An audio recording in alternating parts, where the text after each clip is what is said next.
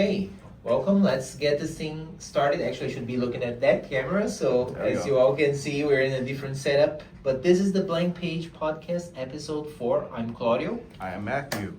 All right, welcome back. Hopefully, you've been following some of the previous videos. If you have not, you can always catch up with them later. So yeah, if you've been following it, this today is a different setup because the room where we have been recording before is occupied. So we said, let's not have that prevent us from doing what we said we're gonna do today. That's right. So I thought, Matthew, let's just go to a different room, and it's gonna be a different setup, different camera setup, because you don't have the same 360 camera. Unfortunately, but right? But it's okay. We'll work with what we have. That's right. Like, we can work with that. That's right. Right? So what are we talking about today? What are we talking about?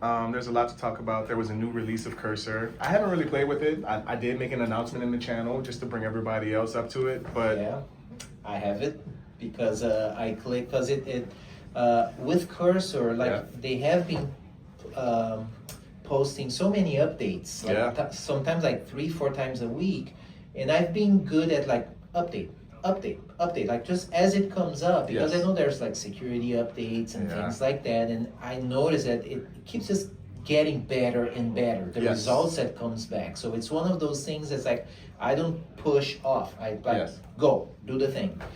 So I saw that one, and then I saw your post talking about the new features, and I saw what it was all about. Like, yeah, I need that. Like the thing when it mentioned, like, you know, leveraging Git work trees, which is something that I've already started leveraging a few months ago. I'm like, yeah, let me bite the bullet and do that. So I like what I've seen so far. I like the focus on, push the files, the other things out of the way, focus on the chat part, because it resonates with how I've been working with Cursor, where it's like, I make the chat much bigger, I kind of hide everything, and I focus on that. So now they're just like, that's the default, but it's an easy swap. Like when I do want to work with the files, you click, instead of clicking agent, you click, I think it's edit or something like that, which brings like the classical mode. Like, that's pretty much what I need. Nice. Now what I want to try is like prompting the agent with something that's gonna go off and create its own like work trees to experiment with different ways to implement the same problem. Like namely, I have a separate branch, a separate work tree where I'm using it to update NuGet packages on a large project. And as I'm doing that, there are some packages that have backward compatibility issues or incompatibility. But I have tests that are, now that I have the code compiling, I have now tests that are failing because the code needs to be changed to accommodate, what the APIs are doing now. So with that, I said I'm gonna put that in a separate work tree because I don't want that work to affect my story work. Right? Now it's down to like, the remaining tests that are failing. It felt when I was looking at them a few weeks ago, it was like, wow, I do need to stop and actually look into it myself, because when I was prompting Cursor about a month ago, it was not finding ways to address the thing. Now with this update, I will say, take a stab at this test that's failing right now, figure it out, try like as many different ways, because that's what they're saying, right? They're gonna maybe even try different models and approaches. Like, go ahead and do it. So just yesterday we had a conversation in our air meeting. Well, it was 2 days ago now. Today is Thursday. You're right. One of the things that came up is related to like a benchmarking, where you can say, hey, I have this problem that I want to explore in 2 different places using 2 different models, for example. And then I can compare how this model approached the issue and how that model approached the issue, and see which one I prefer. And I would continue to do this over lots of different features, for example, and start to build an intuition about how each model performs, instead of just being guesswork. Because sometimes we may have it on automatic where it chooses the model for us, or for certain things that we're working with, we may discover that, hey, Claude 4.5 works better for this use case, and GPT-5 works better in that use case. If we can have, some task working on both tasks, working on the same item rather, simultaneously, right, and we can compare the outputs, I think we would begin to, form better intuitions about it. Yes, I like that. And to take a quick step back, Matthew mentioned our AIR meeting. So that's a weekly meeting here at Improving. That is AIR stands for AI Roundtable. It's something that we're doing across all of our offices as a way that weekly we improvers, we get together and we talk AI things, like not just the what's new, because there's already a lot of that out there, newsletters and things, but it's more like how are we using it? What are the different cases, the different challenges, the different aha moments that different people are having? So yeah, and that one being one of them. And I really like this thing. Like, it's interesting with the models. I remember before having auto mode in Cursor, I used to maybe I'll pick one for reasoning, one for something else. Yeah. But after auto came in, it's on auto. Yeah. And for the most part, it gets the job done. It gets the outcome that I'm looking for. So I don't experiment with it. I already got the thing that I'm looking for. Yes. Looks good. It allows me to keep moving forward. I'm not experimenting. I don't have the time to experiment. That's fair. But if I run into something, like I said, I prompted Cursor, and that was maybe 2 months ago. That's when I'll drop that in. By then, I had heard of Context 7. I had not used yet. Yes. Okay? So I prompt Cursor at the time, and I say, okay, here's this large .NET project, right? .NET Core, that has a whole bunch of NuGet packages that I haven't had time to keep them updated. Up to date, yeah. Up to date. So I prompted Cursor, look through all the dependencies, create a map, write a plan, start updating the high priority ones, the ones related to security, go down the list. And these packages here, that would be Lamar and Martin, have it at the end because I knew I had tried updating them before, and I knew there were issues, and that would cause code changes. It's leave those for later. So I let Cursor work on the background there while I was doing something else.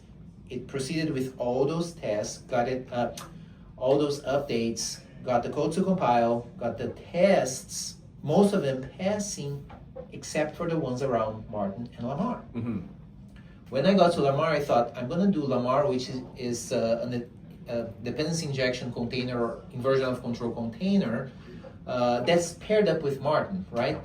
And I said, do the Lamar update first, save Martin for last. Yes.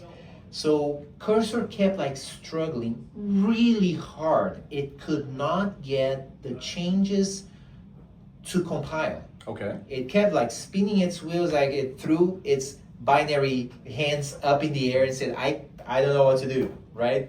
Human help. Yes. And then at that point I'm like, Context 7. I've been hearing people talking about Context 7. Let me spend 10 minutes to look it up and see what I need to do to set it up. Very simple install. Very simple install. Yes. Right? That's why was I not using that before? Yeah. Right? Pretty simple.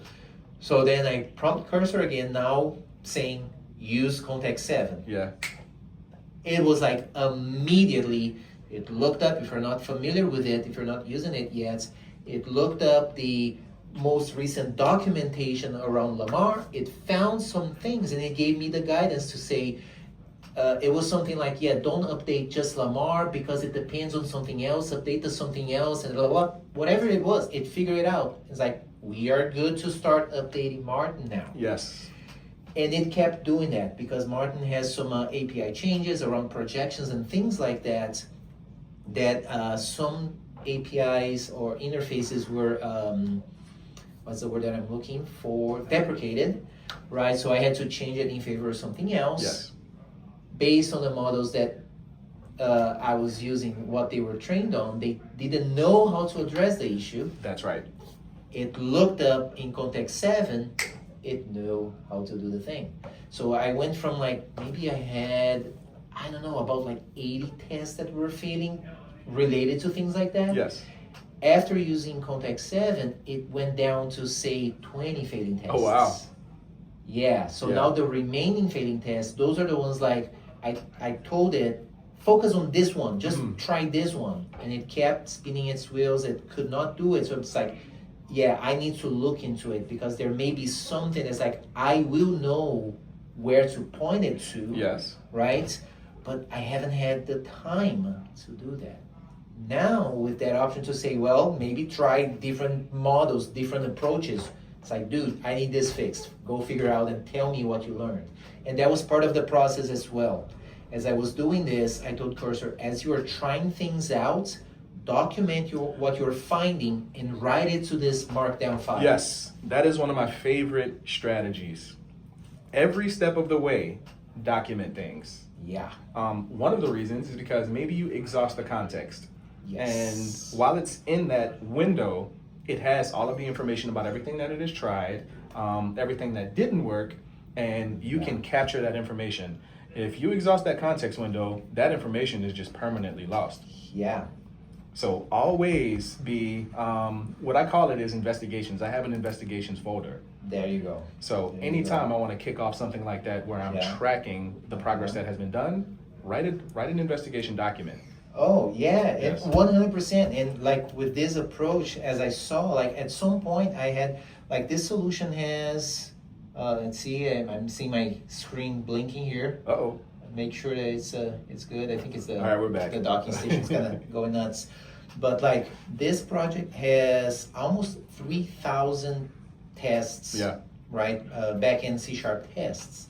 Initially, like with considering all of the different packages I had to update, like Fluent Validator and Mediator and this and that, I had maybe like 300 failing tests, right? Because some APIs had changed, some responses that I was getting from some of these libraries that I use, they changed slightly, but my test said it does not return what it used to. You may want to revise that, right? I have a quick question. I want to jump in. Yes. You mentioned Fluent Validator. Did you upgrade to the latest version or did you stay at about 7? I think 8 is the latest version. I don't remember which version I upgraded it to. Okay, and the reason I ask is because I believe with the latest version of Fluent Validator, there is a paid component. Or there are some changes that require some different considerations to be made by the developer. And they're not just technological. Are you thinking Fluent assertions? That's what I'm thinking of. Okay, I can talk about that one. Yes. It's a different one. Yes. Different people behind it. It just happens to be because they are Fluent interfaces. They're called Fluent something. Got it. So let's pin that because I want to revisit that one. Yes. So Fluent validation, no, that was a different thing, right? So they changed some of the things, and because of the way I use Fluent validations, I use it I leverage something that it does, the metadata that it creates about the validations, and I use that to produce something that I send over to the front end so that the front end can do some client validation. Okay. Based on the back end's knowledge of how we perform validations. Understood. So some of that, they've changed some things that broke this thing that I built on top of that. Right? So as I asked Cursor to update, like as it was updating that library, several tests were failing. And then it gave me some findings and it told me what changed. And then I essentially said, okay, when that comes in, this is how you can fix that.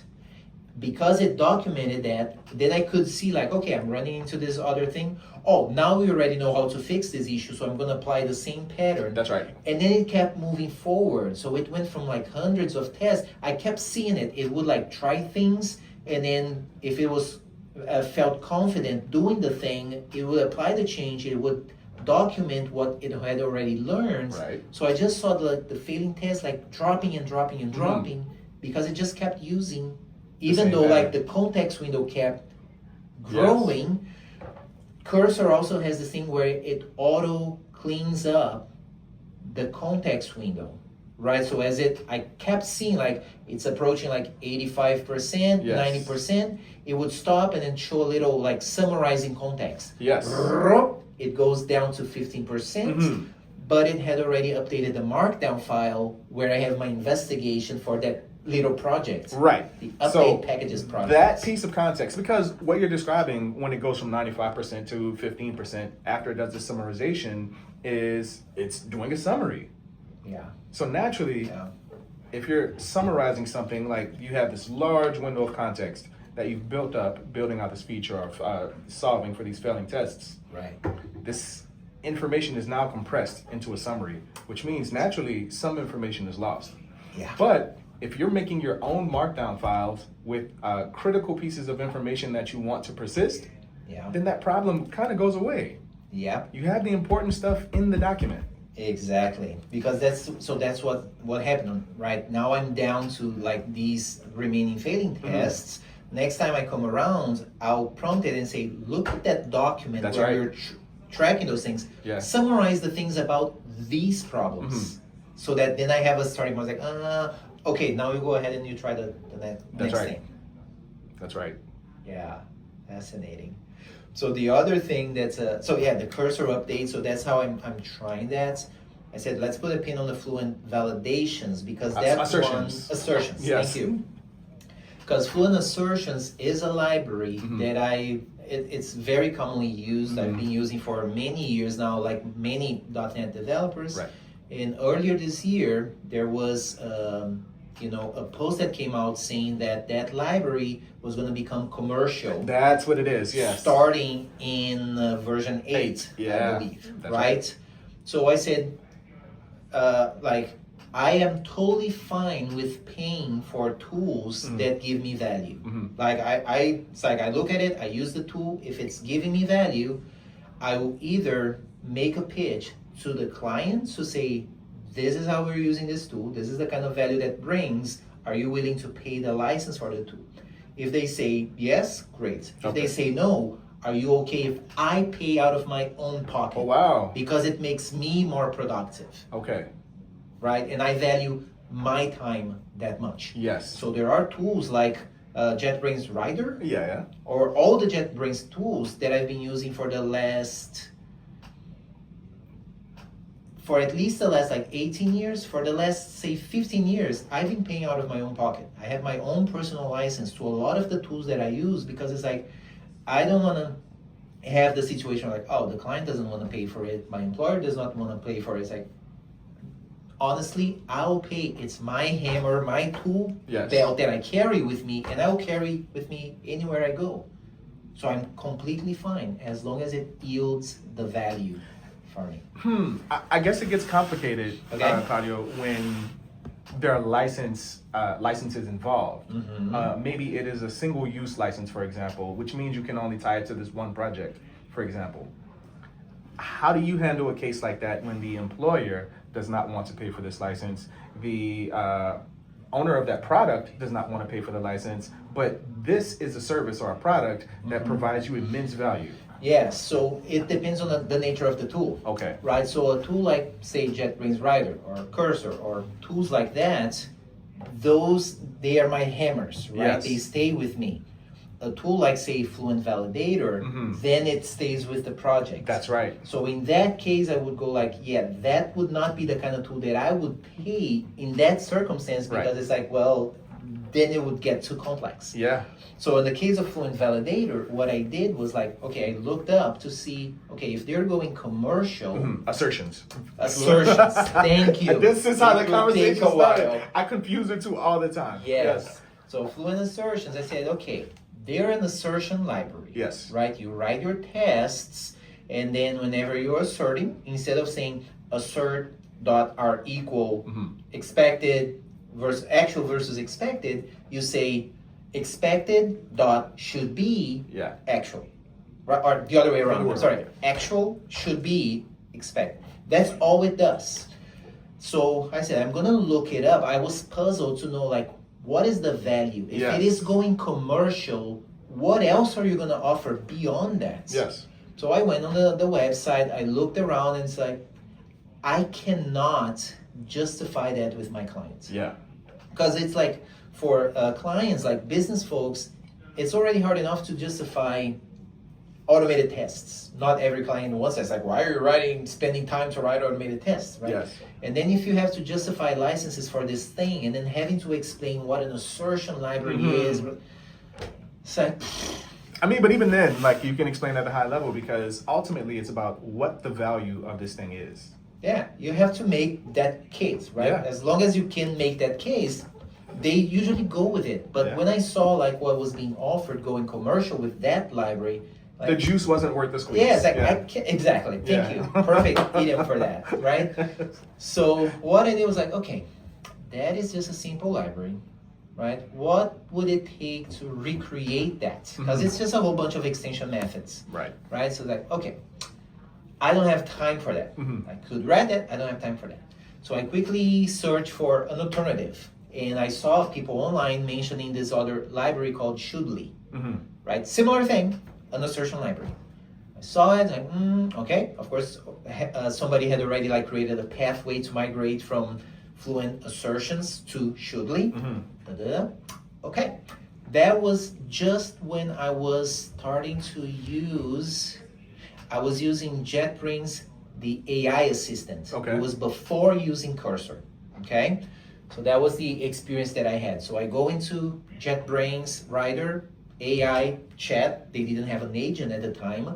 So I said, hey, this is what's happening. I need to update from, this library to another. Help me there. And yeah, it like did what it had to do, which was to update the using statements, remove the old package, add the new one, go through the code and update the assertions, because some things is like, well, instead of should be true as a method, it's now should be a method and true as a parameter. Yeah. So it fixed all of those things. I run the tests. The tests that are now failing is because there were things, the way I'm writing certain assertions, that Shoodly didn't support. Correct. So I looked at what it was and like, okay, I could rewrite that myself. And in my mind, I already had an idea on how to write that. I'm like, no, I'm going to prompt the AI to do that. Yes.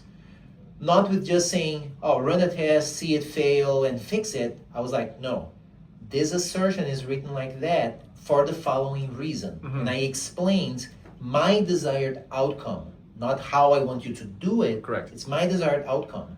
I gave that. It wrote a new extension method that behind the curtains uses the Shoodly one, but it still conforms with my expectation of that. Your preference. My preference. Yeah. It went through over some iterations, because once it found other ways that I'm using that with, say, with different input, different expectations, it ran into issues, it figured it out, it addressed those issues. But the fun thing there, when I looked at the code that it implemented, it was not at all what I had in my mind. It's like, no, that's very different from the way I would do it, but it's like, this is way better than what I actually had in mind. Yeah. Right? So it fixed the problem, it addressed the issue. It took, I would say, I don't have the numbers now, I'm gonna have to pull like from memory. At the time I thought, well, if I were to perform that upgrade by hand, that change, not upgrade, that change by hand, it would have taken me weeks of work. Yes. Because I'm seeing like almost 3,000 tests. They all use that library. It would have taken me weeks of work. For that, I think it took me the whole process like about 2 days, but not like 2 days of me. Yes. It was like 2 days of me like, okay, go ahead and do this thing while I'm doing this other thing. Correct. Right? And going back. And didn't even have to like raise that conversation with the client. What I brought up was like, this is something that has happened this week for your awareness. Yes. This is the problem that has come up, how it would affect our workflow in the business if they had to pay for the thing and all. And this is how we addressed using AI with the following techniques. Correct. Oh, thank you so much for looking out for it. But even that doesn't really paint the full picture because it would have taken weeks if you had to do this manually. Yes. And it's really difficult for them to appreciate that, especially if you get that same work done in 3 days. Yeah. Yeah. So, I mean, I guess this begs a different question. Okay. Because the client may not be technical and may not understand the true value that we're getting out of shrinking a task that would have taken weeks to 2 days, correct. How do you really communicate that to the client? I mean, it's easy to just say, hey, if I would have done this manually, it would have taken weeks. Mm-hmm. And I mean, it sounds good and it may even be true, but I don't think it's really meaningful to the client. Yeah, so that's where, like with this client, because of I bring to the forefront this client. Actually, when we first met, they have come to one of my talks. Mm-hmm. Where it was my agile testing in agile talk, right? Where I hone in the importance of writing good tests and writing tests from a person's business perspective, not from a technical perspective. Yes. And this client was sitting in the audience, and we're like, oh. So when I started working on the project months or almost a year later, they already knew what to expect. Mm-hmm. And I always make a point of bringing those things, even in sprint reviews. Like if we worked on a feature that's a complex feature, like complex business rules and calculations, and something that I know it's important to the business to operate, I show like a quick glimpse of what those tests look like. Yes. It's like, oh, but you're showing like, say, C#. It's like, are they going to understand? It's like, yeah, because I write given, when, thens, full English sentences. They learn to like, oh, I'm going to ignore those semicolons that don't make sense, sure. And those curly braces, but I can read those words.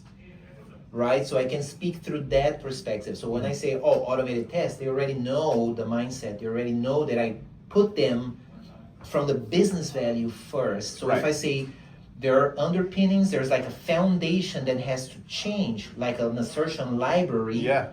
They don't need to fully understand exactly what it does, right? But they understand how it connects to the bigger picture. Bigger picture. So you've addressed the accessibility issue. Meaning, if you do show them some code, it is readable, even to a non-technical person. I think that's great. But the issue that I'm trying to get to the heart of is you're taking a task because you've assigned an LLM to do the job. You said, hey, we're upgrading from this or migrating from this to that. And if I would have done this manually, it would have taken weeks. I think that is huge to communicate to the client, but how do you do it in a way that they can really appreciate it? For example, if you generate an image using ChatGPT, mm-hmm. And it's really detailed, maybe it is something like the Starry Night, and you show this to the client and you say, it would have taken me weeks to draw this. Maybe that is closer to something they can understand and grasp.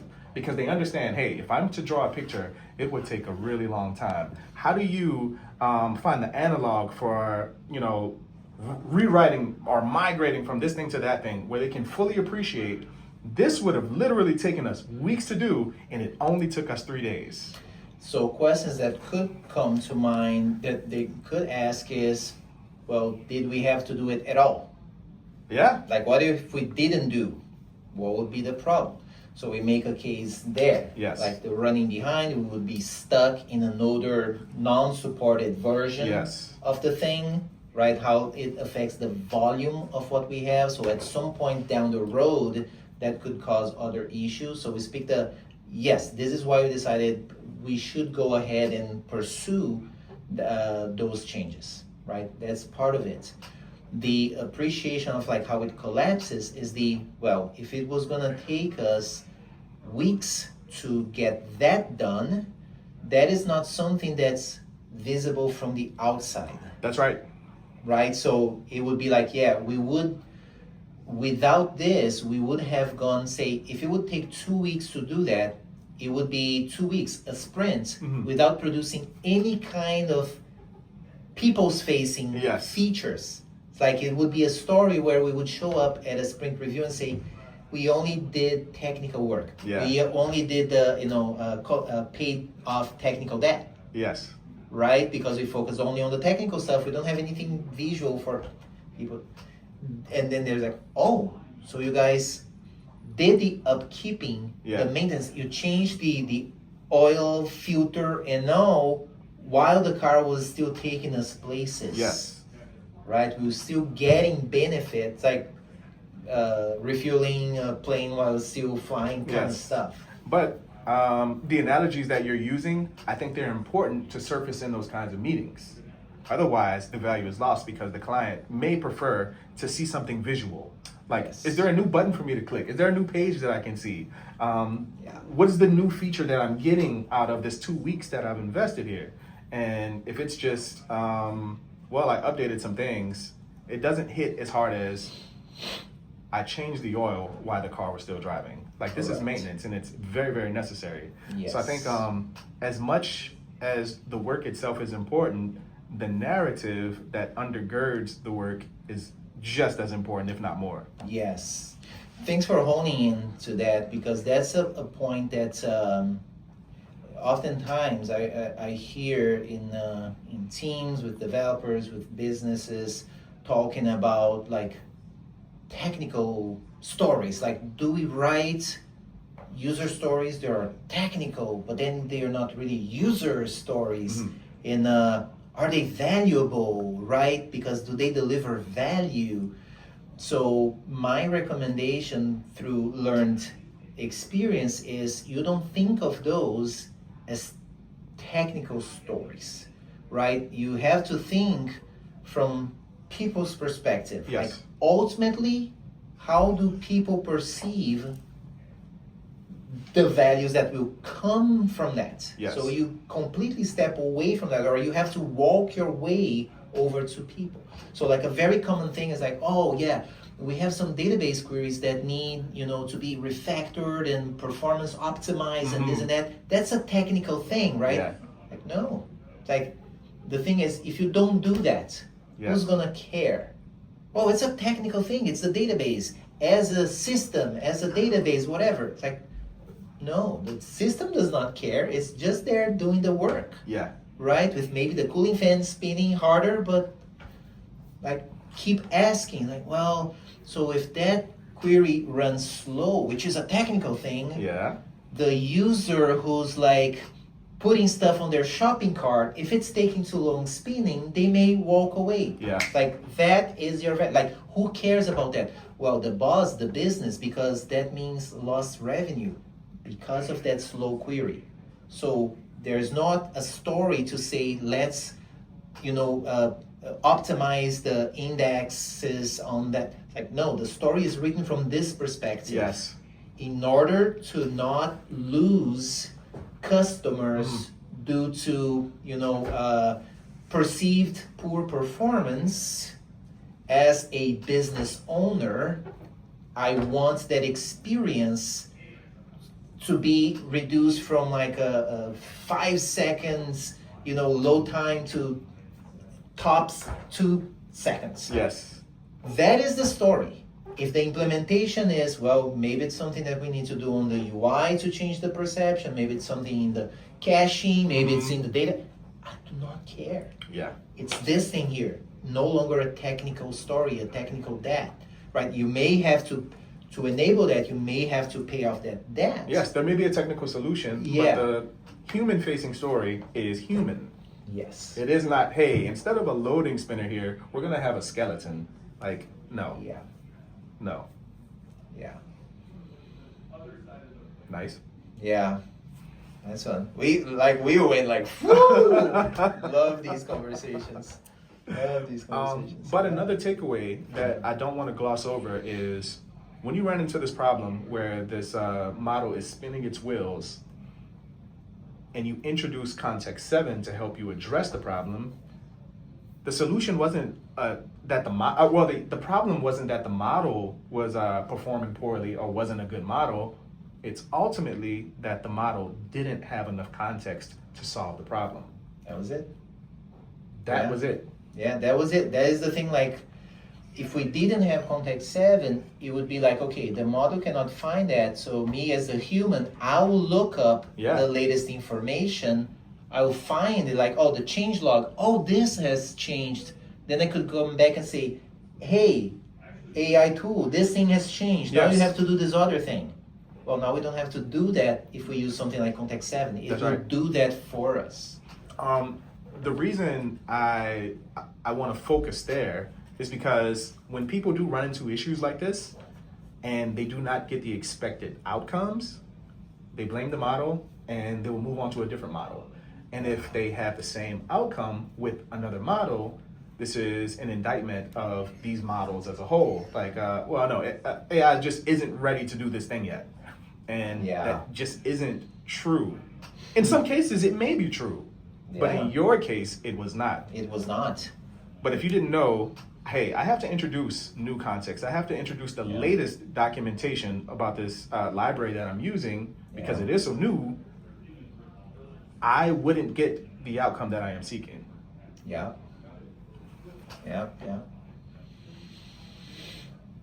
Mm-hmm. I only mention this again because I think there's still a lot of resistance to AI and these tools. And as we've talked about in the past, I have many suspicions about why some of that is, but some of it is just conjecture. Some of it is just me listening to developers and saying, okay, I see what's going on here. This resistance is rooted in a fear, in a very human fear. Yeah. Maybe these tools are getting too good, so good that maybe they will replace some of what I am doing. And to that I say, I go back to your example of the hammer versus the power drill. It's like, if some of the things that you're doing are cumbersome and they would be much better if performed by some power tool, why are you resistant to that? Do you want to build a house hammering every nail in? I don't.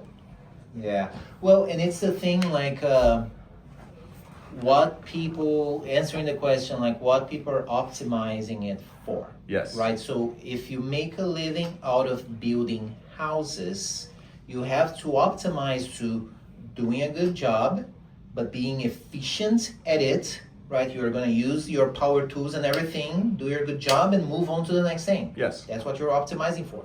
And then I think back to, like, say, my dad and my granddad, who, like, built their own houses from scratch. They had no power tools. That's what they would do.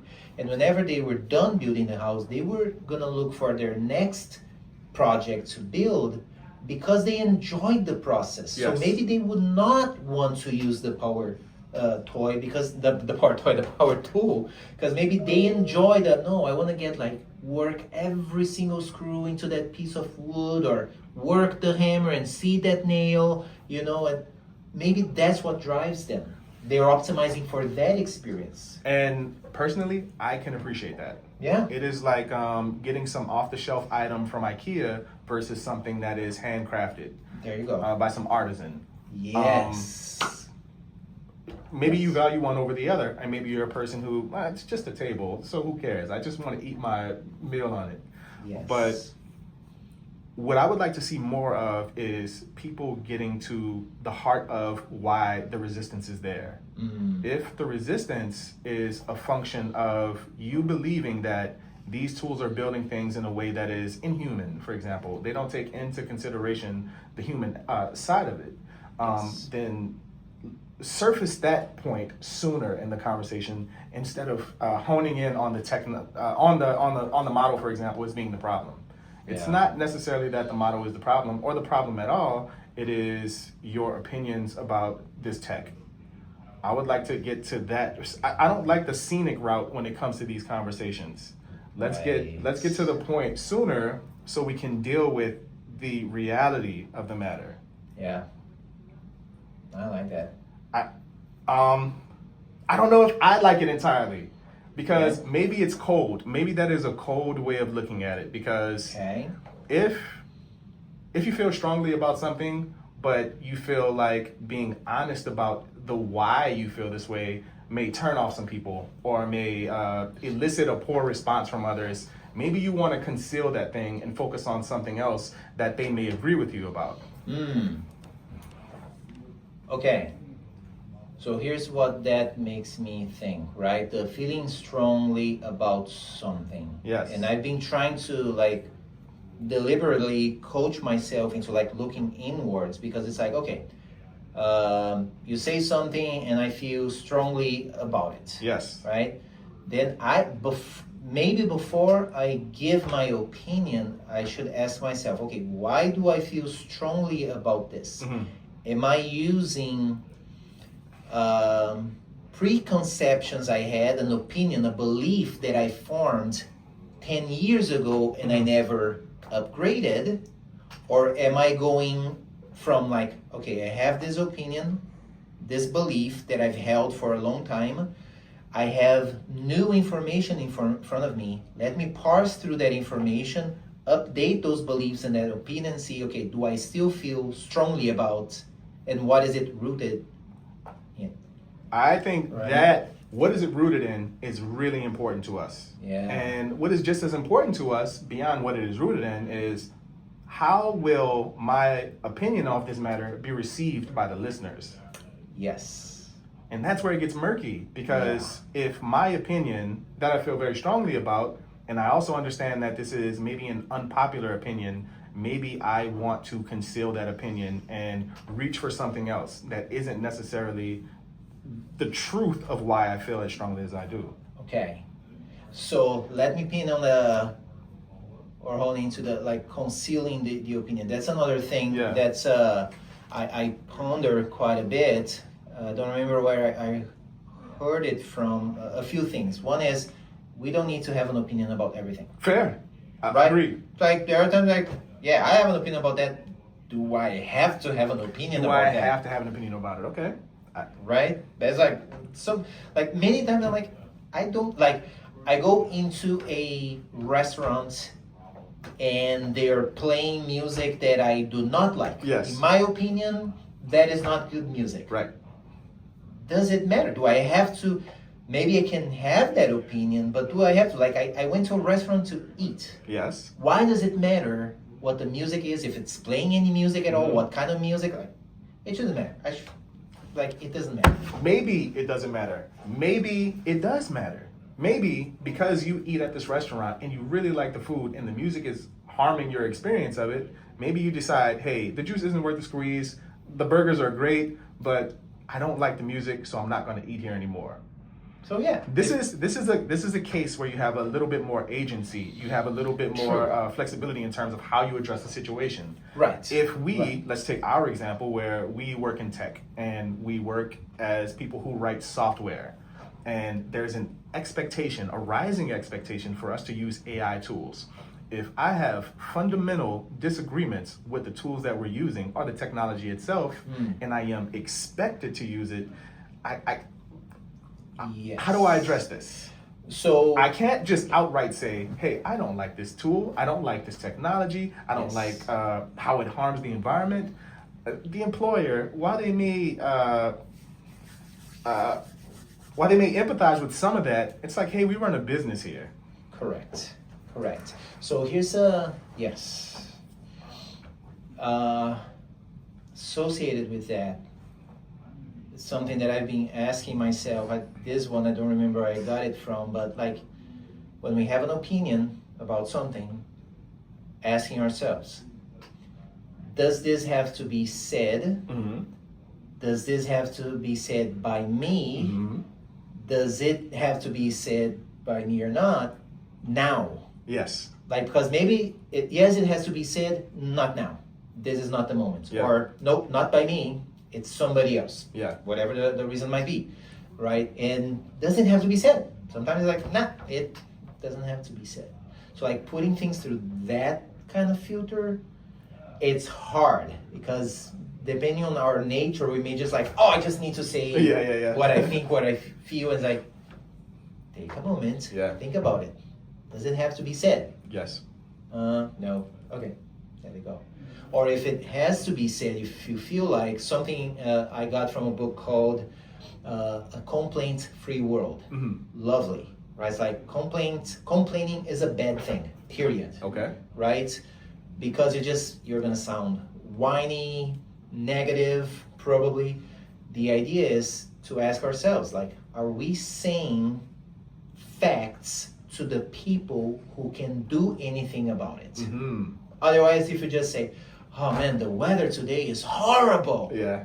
That's a complaint. It is a complaint. Because if I tell you that, like, can you do anything about it? It's like, no. So, like, why are you... I can tell you to write it in your journal. Right, exactly. Like, you have to just change the way you feel and react to it. But it's that thing, like, am I saying facts as opposed to am I saying what I think of it? Because those are different things. It's the whole thing like, oh, Matthew, I have bad news. Mm-hmm. Like, you might tell me, and this is what I tell people, like, you have news. Yes. Whether they're bad or not, you've made that judgment. Mm-hmm. Let me make mine. Just tell me the news, the facts. Yes. I like the weather example for that one, where it's like, Matthew, I have bad news. It's going to be 60 degrees tomorrow. And I'm like, that doesn't sound bad to me. That doesn't sound bad to me. Yeah. That.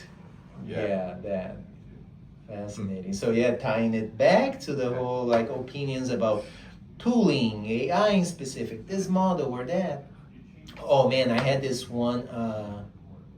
I think I posted in one of our internal chats, right? Mm-hmm. So I saw this one post on LinkedIn where the big thing was like, I stopped using cursor.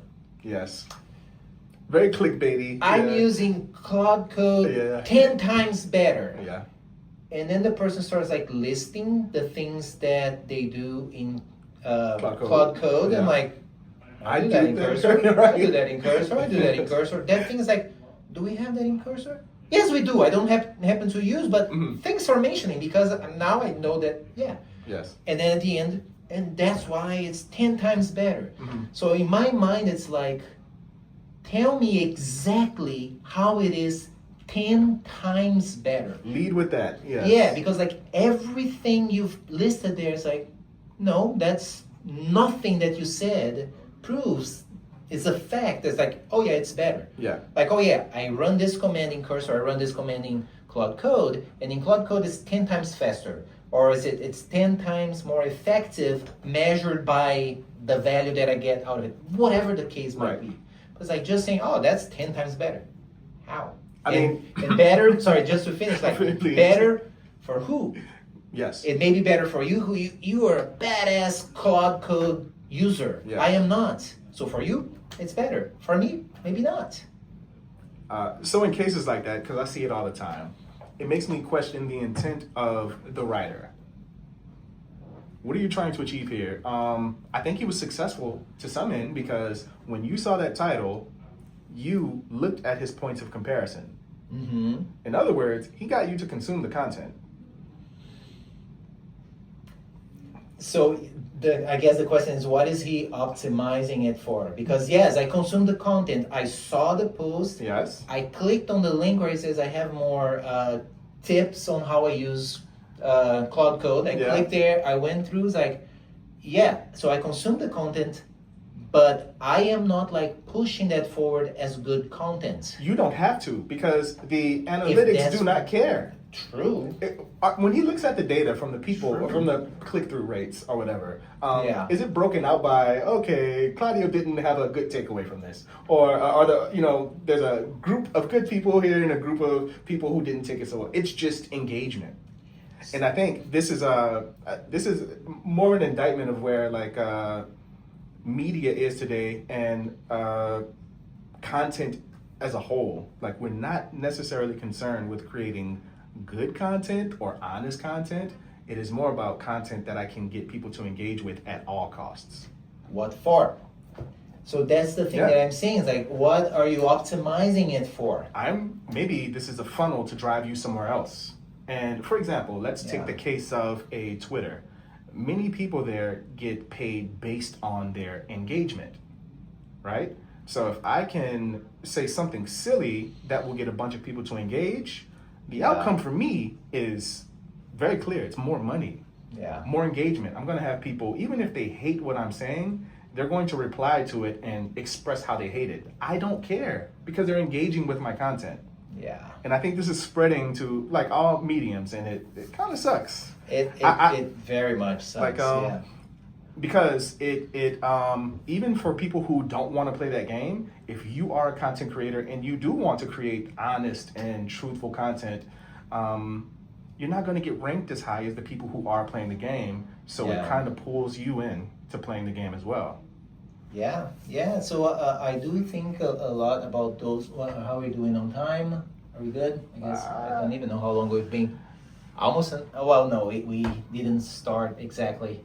Yeah, so 58 minutes. An hour, give or take. Well, yeah. I think we're almost there. Maybe a point to drive us home. I've been thinking about like the content creation bit because like people are really focused on content creation. To which I ask, what for? Yeah. Right? Because creating content, that's not hard. It's not hard. I think most people who create content would agree with that. I think what they believe is hard is getting people to consume the content. Okay. Again, what for? Because why do we need people to consume the content? Sure, and we can go all the way down the chain, and maybe some of their aims are self-serving. I just want to build an audience, and then the question then becomes, what for? It's like what? Okay, at the end of the day, what do you need an audience for? Right, but it's like getting to the end of that chain for the person and understanding that why. I think understanding that as soon as possible is the path to success. Yeah. Because if you just want to build an audience for audience sake, I think you're going to have a lot of trouble if you don't understand why. Yeah.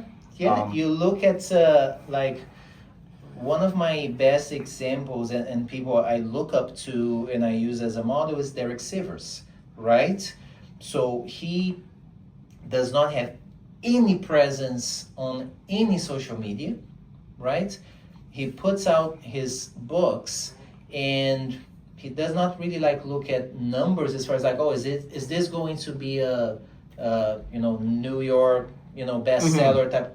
Like he does not care about that because he cares about writing books to get out lessons that he has learned through life. So he writes it out and put it out that hopefully it's going to be beneficial to others. Puts it out, let the chips fall where they may.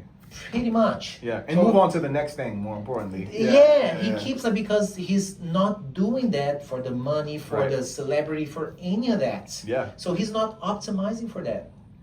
Right? So he's not like looking at SEO on his posts and this, and it's like, no, he doesn't do any of that. He's not optimizing for that.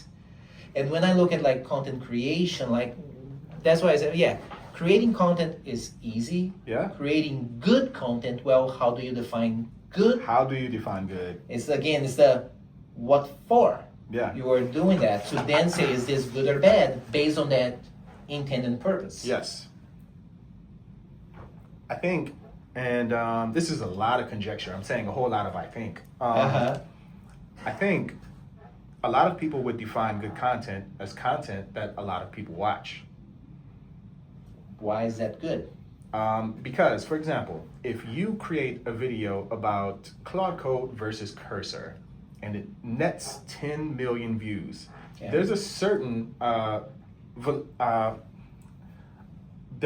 authority that comes with having that many views. There's a certain level of people who watch this video and see the vanity metrics, the number of comments that are left, and the amount of views. They're going to assign like, this guy knows what he's talking about.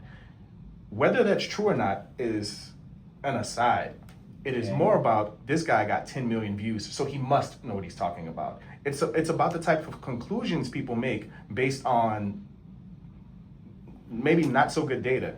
But that's why I'm saying it's like, okay, the guy got 1 million views on whatever, that's an authority, but what if like 90% of those views drove comments, they're like bad comments, like talking about how bad that thing was. So is that guy an authority? I actually ran into something like this recently.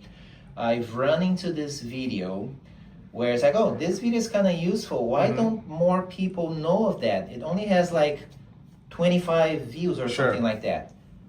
I look at the channel's number of views, it's in the millions. Yeah. Like, that does not compute. Okay. How come does the channel have that many million views, and then I look at the videos, like on average, all of the videos are like 25, 10, 35 views. Okay.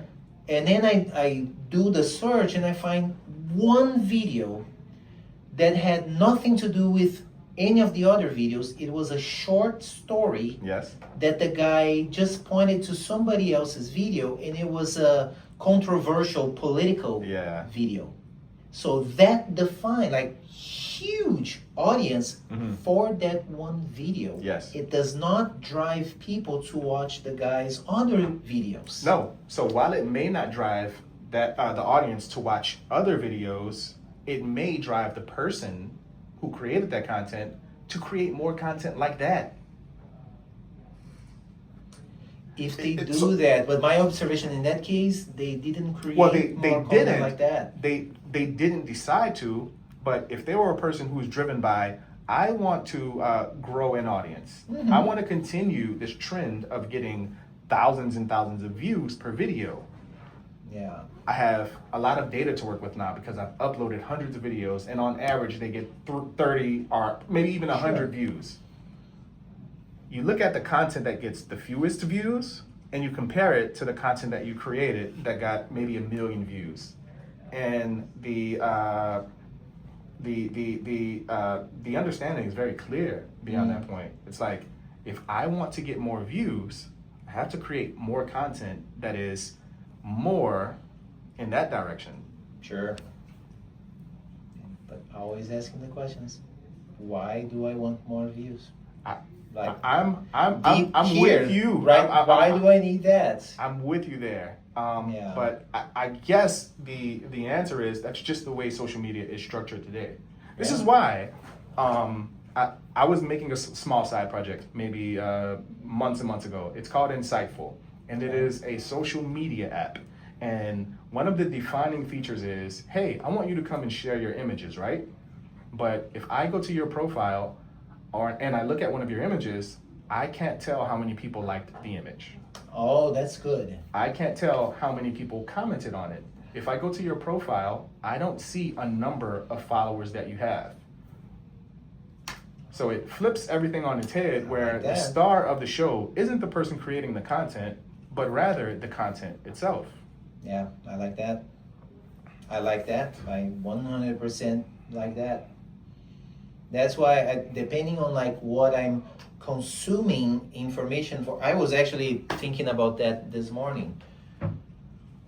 Depending on why I'm consuming certain information, like I don't care about having like high value production. Like, no, I'm interested in this content. Yes. It can be just a blurb of text. I don't care about anything else that's around. The quality of the camera, the audio.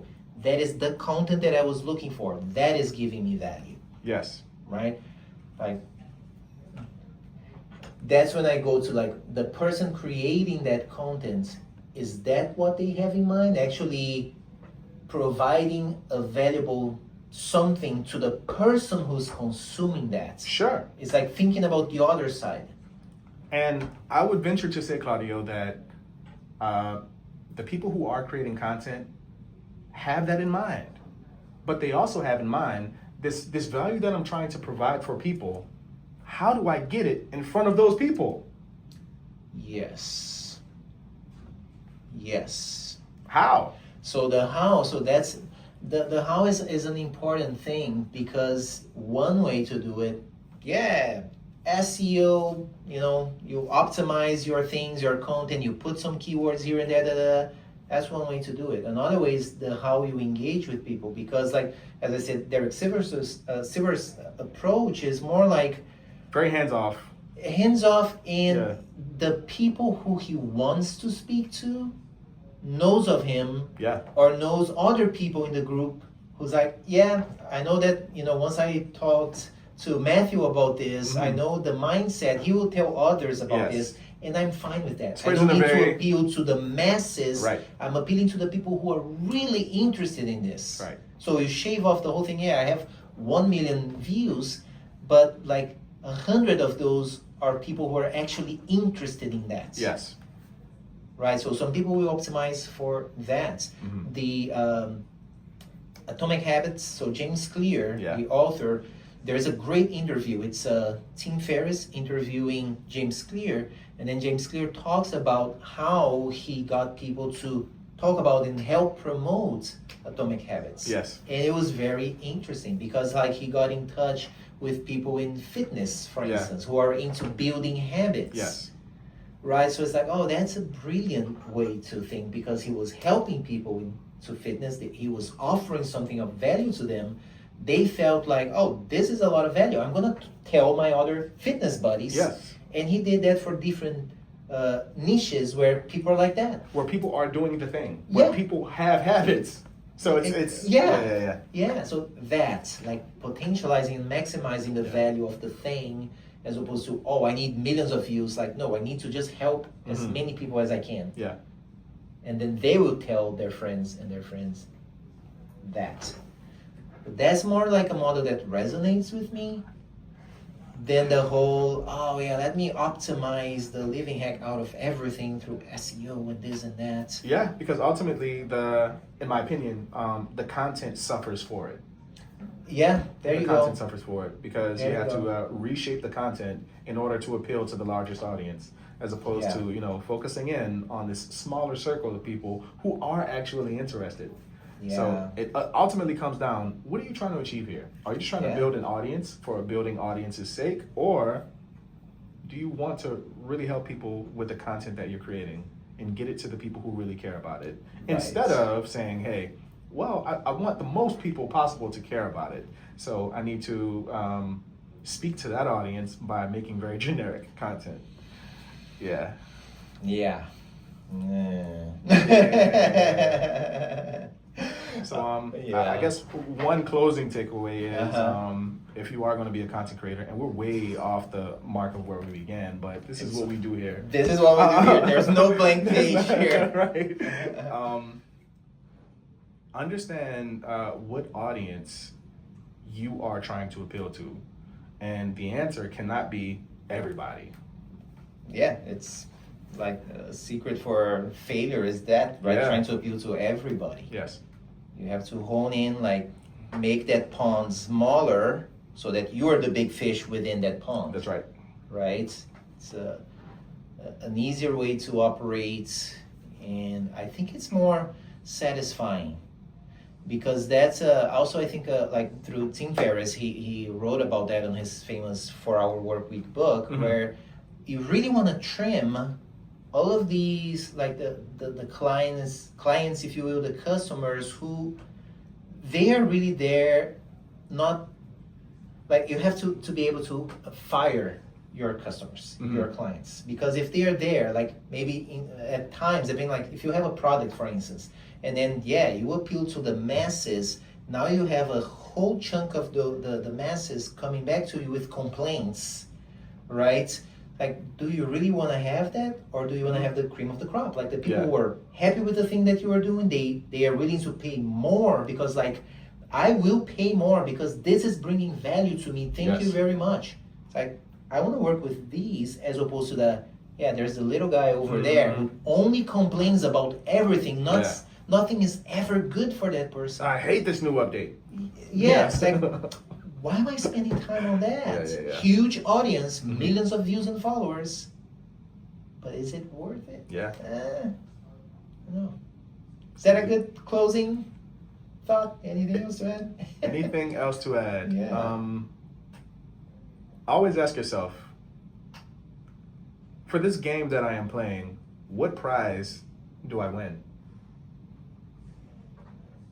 Okay. Well, and are you in it to win a prize, or are you in it because you enjoy playing the game? Another good question. Right? Like, what is the prize? Like, there are games that I play, like when, I love that you mentioned that. I mean, you see me here, I'm always at the pool table, right? Yes. I'm always like hitting some shots here and there. And when I play like with somebody who hasn't played with me before, it's like, oh, what are the house rules? And I always say, I do not play to win, I play to learn. So when I'm playing with somebody, I'm thinking like if I'm playing with you, I say, yes. hey Matthew, have you seen that shot? Right. You might go like, oh, I don't think I can make it. Oh, I'll help you make that shot. Yes. That's my mindset. Yeah. Because I'm not like, oh, I'm here to just kick your butt. No, my prize is, have I learned anything? Yes. Have I helped somebody else to learn something? Yeah. That is my prize. So if that is the thing, and maybe like the rules of the game, those are my rules. So like if you don't like the rules of the game you're playing, make your own rules. I'll play a different game. Play a different game, right? Because if you do make your own rules, it is a different game. It is a different game, right? That's fair. Depending on how you change those rules, it's a different game. It has like the same accent, but it's a different game. It's the same chessboard, but the pieces move differently. There you go. Yeah. I like that. Yes, I like that. Oh, I like applying that perspective to things. Very cool, my friend. We did it. We did it. We're doing the thing. We're doing the thing. Continuing to do it. We're going to do the thing. Yes. So, expect blog posts coming out of this. I'll do the exercise because we've discussed so many things. Yes. I will take a transcript of this talk and I'm going to ask the AI, hey, draft some ideas for blog posts on the topics that we discussed. And I'll go down, it's like, oh, this one. Yeah. I want to expand on that one. It's going to say, hey, out of all the things you talked about, here are 100 ideas because you guys have covered so much ground. Yeah. So, hence, there's never a blank page. Never a blank page. By choice. Right? That's true. So, that's that. Thanks for watching. We'll see you next time. All right.